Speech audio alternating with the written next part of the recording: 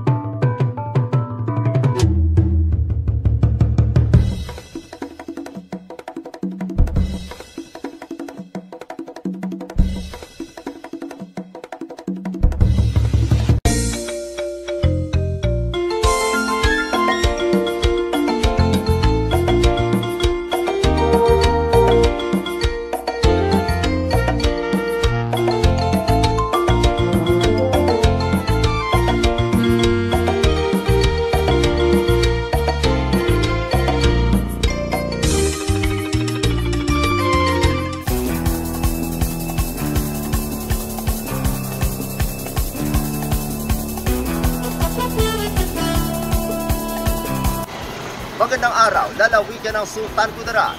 Narito ng mga pangunahing balita sa Sultan Kudarat Headliners ngayong Agosto 22, taong 2023. Miss Isulan 2023 gaganapin sa ika-29 ng Agosto. Narito ang ulat. Nalipat ngayon sa bagong petsa ang Miss Isulan 2023 mula sa ika-28 ng Agosto. Gaganapin ito sa ika-29 ng Agosto, araw ng Martes, sa Isulan Municipal Gymnasium pa rin ito gagawin. Magsisimula ito ika-6 ng gabi. 17 nagagandahang dilag ang maglalaban-laban sa corona na mula sa iba't ibang barangay, organisasyon at kumpanya. Si Miss Universe Philippines 2014, Miss Universe Top 10 finalist at pambansang Marie Binibining Mary Jane Lastimosa ang magiging host ngayong taon sa pagbabalik muli ng Miss Isulan. Ang Miss Isulan 2023 ay bahagi ng pagdiriwang sa ika-66 na founding anniversary at ika-10 Hamugaya Festival ng Bayan ng Isulan at isa ito sa inaabangan. Ako ang iyong kaibigan Pericles Abico Sinyani para sa Sultan Kudarat Headliners. Pagtatapos ng ika-4 na Kapyonan Festival 2023 sa bayan ng Liba, Engrandeng nagtapos. Narito ang ulat. Simple pero hindi matatawarang pagtatanghal mula sa mga talentadong lokal na mananayaw na nagpakita ng kahangahangang galaw na tila nagtanghal na sa international stage dahil sa nakakabilib na galaw. Ito ang isa sa engranding palabas na nagbigay ng makulay sa pagtatapos ng ika-4 na Kapyonan Festival 2023 sa pamamagitan ng hip-hop dance competition na yumanig sa buong municipal grandstand kasabay ng fireworks display.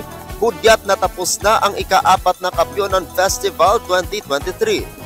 Ang Committee on Tourism and Special Events SP Juno Martin Vegas, inaasahan na nila ang pagdagsa ng libu-libong manunood, lalo na inabangan pa ng mga ito ang paglabas ng celebrity at singer na si TJ Monterde, na isa rin sa nagpakapal sa bilang ng mga nais makita ng malapitan. Dagdag pa ang kantang Nagpakirot sa Dibdib nang kinanta na ang Tulad Mo at Kung Siya Man Ay Puhol na may kasamang hugot pa sa Bisaya. Pero ang pinakadiwa ng Kapyonan Festival ay ang pag-alala sa mga tribe people na gumawa ng maraming ambag sa kasaysayan ng bayan ng Liba.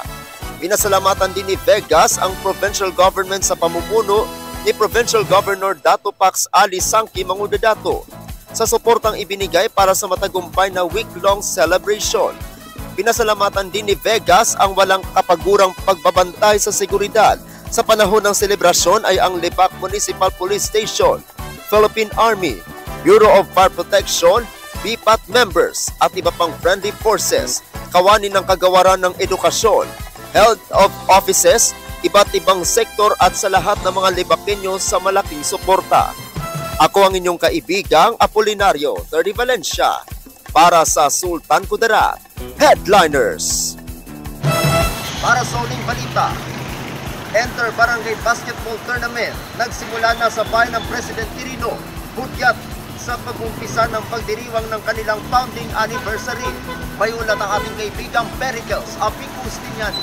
Pagbubukas ng Interbarangay Municipal Basketball Cup sa mas pinabuti at pinagandang Municipal Gymnasium ng bayan.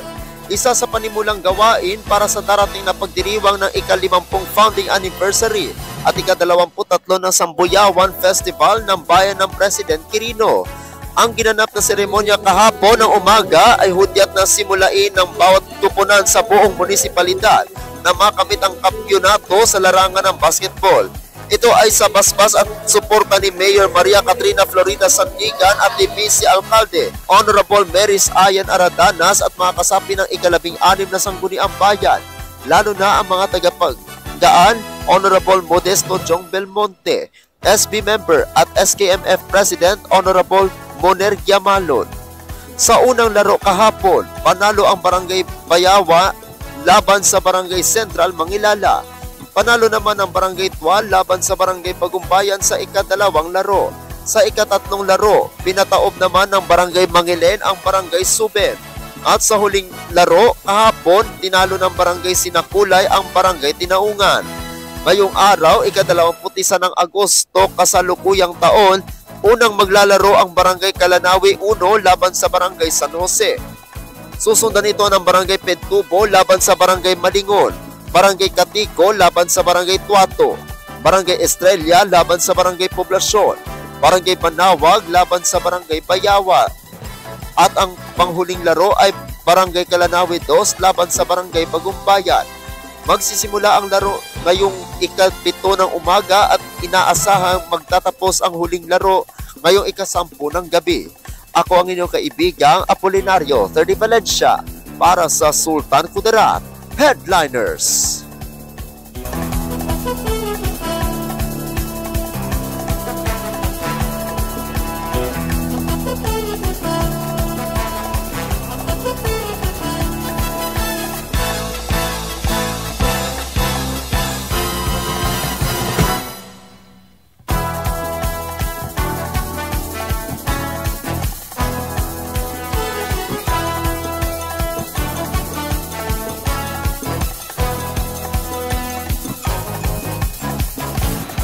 At yan ang kabuuan mga balita sa araw na ito. Mga balitang kailangan ninyong malaman, balitang walang kinakampihan, mga balitang totoo, mga balitang may dalang aral at inspirasyon. Ito ang Sultan Kudarat Headliners. Hanggang bukas, maraming salamat at magandang araw, kaibigan.